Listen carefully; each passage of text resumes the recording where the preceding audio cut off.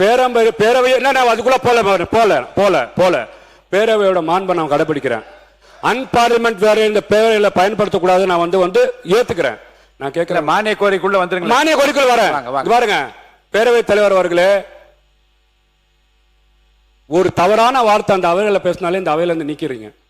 லைவ்ல போயிருதேன்னு சொல்லி கவலைப்படுறாங்க எதிர்கட்சிக்காரங்க. என்ன லைவ்ல போயிருச்சே, ஏன் நீங்க பாத்தீங்கன்னா ஆய்வுக்கு உட்படுத்தி நீக்குங்கன்றீங்க. ஒரு வார்த்தையே தவறு. ஏன்னா இந்த நாட்டில் பாத்தீங்கன்னா மாற்றுத்திறனாளிகள் அழகான பேர் வைக்கிறோம். புரியுதா உங்களுக்கு? நீங்க பாத்தீங்கன்னா எவ்வளவோ விஷயத்துக்கு நல்ல நல்ல பேரை வைக்கக்கூடிய விஷயம் இருக்கட்டும். யார் வேணா வைக்கட்டுங்க, யார் வேணா வைக்கட்டும், பேர் வைக்கட்டும். ஆனா நான் ஒரு சமுதாயத்தில் பிறந்திருக்கிறேன், ஒரு சமுதாயம் சார்ந்தவனா இருக்கிறேன். 1999 என்னை பார்த்து, என் சமுதாயத்தை பார்த்து இஸ்லாமிய மக்கள் எவ்வளவு பாதிக்கப்பட்டிருப்பாங்க.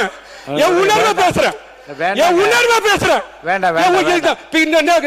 அண்ணன் தமீம் அன்சாரியும் பேராசிரியர் ஜவஹர்லால் அவர்களும் இது இல்லாத மாதிரி பேசுறாங்க. தமிழ்நாடு முஸ்லீம் லீக் பேரே பதியப்பட்டிருக்கு. எவ்வளவு வருத்தப்படுறேன், வேதனை சொல்றதுக்கு கஷ்டம் இல்லையா?